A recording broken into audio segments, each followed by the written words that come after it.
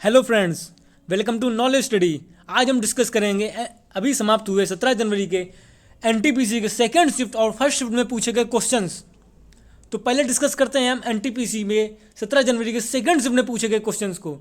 तो चलते हैं पहले क्वेश्चन की ओर। तुम्हारा पहला क्वेश्चन पूछा गया जो है 2018 हॉकी वर्ल्ड का शुभांकर क्या है। 2018 हॉकी वर्ल्ड का शुभांकर क्या है? तो इसका आंसर है ओलिव। जो ओलिव जो है वो रिडले समुद्री कछुओं का प्रतिनिधित्व करता है। अब पूछा गया हमारा अगला क्वेश्चन है अलीनगर संधि।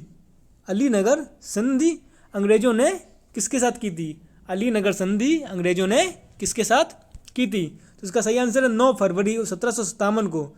9 फरवरी 1757 को अलीनगर की संधि रॉबर्ट क्लाइव और बंगाल के नवाज मिर्ज़ा मोहम्मद सिराजुद्दौला ने हस्ताक्षर किए थे। हमारा पूछा गया अगला क्वेश्चन है मानव विकास सूचकांक 2019 में भारत की रैंक क्या है? मानव विकास सूचकांक में भारत की रैंक क्या है? तो 129वें और 189वें देशों में से फर्स्ट नंबर पर है नॉर्वे। सेकंड पर है हमारा स्विट्जरलैंड। हमारा पूछा गया अगला क्वेश्चन है फोर्ट विलियम किस नदी किनारे है? फोर्ट विलियम किस नदी किनारे स्थित है?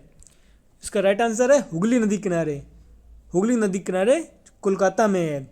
हुगली नदी किनारे फोर्ट विलियम स्थित है। 1781 में इसका निर्माण इंग्लैंड के महाराजा विलियम तृतीय के नाम करवाया गया था। पूछा गया अगला क्वेश्चन है 2019-20 की रणजी ट्रॉफी विजेता कौन सी है? 2019-20 रणजी ट्रॉफी विजेता टीम कौन सी है? इसका राइट आंसर है सौराष्ट्र 1920 रणजी ट्रॉफी विजेता टीम है। हमारा पूछा गया अगला क्वेश्चन है दीन ए इलाही धर्म किसने चलाया? इसका सही आंसर है दीन ए इलाही 1581 ईस्वी में मुगल सम्राट अकबर द्वारा दीन ए इलाही धर्म चलाया गया था। हमारा पूछा गया अगला क्वेश्चन है जीएसटी बिल किस संविधान संशोधन एक्ट के तहत पास हुआ? जीएसटी बिल किस संविधान संशोधन एक्ट के तहत पास हुआ? उसका राइट आंसर है 101वें संविधान संशोधन में जीएसटी बिल को पास किया गया था। इस संशोधन ने 1 जुलाई 2017 से भारत में जीएसटी की शुरुआत की थी। हमारा पूछा गया अगला क्वेश्चन है उत्तरायण जो त्योहार मनाया जाता है वह किस राज्य में मनाया जाता है? वह मनाया जाता है गुजरात में। इसका सही आंसर है गुजरात। हमारा पूछा गया अगला क्वेश्चन है वैदिक काल में परुसनी नदी किस नदी को कहा जाता है? वैदिक काल में परुसनी नदी को किस नदी को कहा जाता है? उसका राइट आंसर है रावी जो नदी है उसको वैदिक काल में परुसनी नदी कहा जाता था। हमारा पूछा गया अगला क्वेश्चन है मिजोरम के मुख्यमंत्री कौन है? उसका राइट आंसर है जोरा मथांगा। इसका राइट आंसर है जोरा मथांगा मिजोरम के मुख्यमंत्री हैं। और इसके राज्यपाल हैं पीएस श्रीधरन पिल्लई। हमारा पूछा गया अगला क्वेश्चन है बेटी बचाओ बेटी पढ़ाओ किस मंत्रालय की योजना है? तो ये हमारी महिला एवं बाल विकास मंत्रालय, स्वास्थ्य मंत्रालय और परिवार कल्याण मंत्रालय एवं मानव संसाधन विकास की एक संयुक्त पहल है। बेटी बचाओ बेटी पढ़ाओ योजना की शुरुआत 22 जनवरी 2015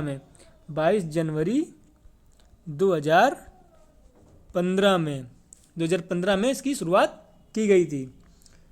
हमारा पूछा गया अगला क्वेश्चन है कॉन्स्टेंटन मिश्र धातु किसकी है?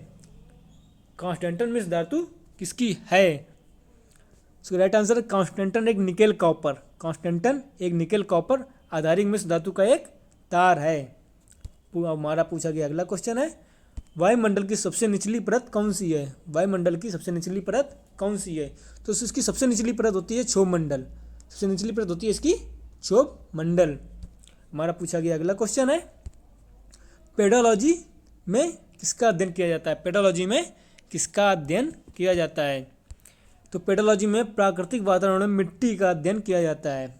प्राकृतिक वातावरण में मिट्टी का अध्ययन पेडोलॉजी कहलाता है। अब हमारा पूछा गया अगला क्वेश्चन है, गांधी जी ने किस गोलमेज सम्मेलन में भाग लिया था? गांधी जी ने किस गोलमेज सम्मेलन में भाग लिया था? तो इसका राइट आंसर है द्वितीय गोलमेज सम्मेलन में। गांधी जी ने द्वितीय गोलमेज सम्मेलन में भाग लिया था। गांधी जी ने द्वितीय गोलमेज सम्मेलन में 17 सितंबर 1931 ईस्वी में लंदन में भाग लिया था। तो जैसा कि प्रथम गोलमेज सम्मेलन हमारा 12 नवंबर 1930 को हुआ था, तथा द्वितीय गोलमेज सम्मेलन 17 नवंबर 1932 को हुआ था। तीनों गोलमेज सम्मेलनों में मैकडोनाल्ड प्रधानमंत्री थे। तो देखते हैं हम अब फर्स्ट शिफ्ट के क्वेश्चन। तो हमारा पूछा गया क्वेश्चन है, प्रधानमंत्री उज्ज्वला योजना किससे संबंधित है? तो उसका सही आंसर है एलपीजी कनेक्शन। एलपीजी कनेक्शन प्रधानमंत्री उज्ज्वला योजना से संबंधित है। यह 2016 में प्रधानमंत्री नरेंद्र मोदी द्वारा चलाई गई थी। हमारा अगला क्वेश्चन है जो पूछा गया था, जस्टिस अरविंद बोबड़े से पहले मुख्य न्यायाधीश कौन थे? जस्टिस अरविंद बोबड़े से पहले मुख्य न्यायाधीश कौन थे? इसका सही आंसर है रंजन गोगोई हैं वो जस्टिस अरविंद बोबड़े से पहले हमारे मुख्य न्यायाधीश थे। अब हमारा पूछा गया अगला क्वेश्चन है, लोकसभा की पहली महिला स्पीकर कौन थी? लोकसभा की पहली महिला स्पीकर कौन थी? इसका सही आंसर है मीरा कुमार हमारी पहली महिला स्पीकर थी लोकसभा की। हमारा पूछा गया अगला क्वेश्चन, इनमें से कौन सर्च इंजन नहीं है? इसका सही आंसर है गूगल क्रोम हमारा सर्च इंजन नहीं है।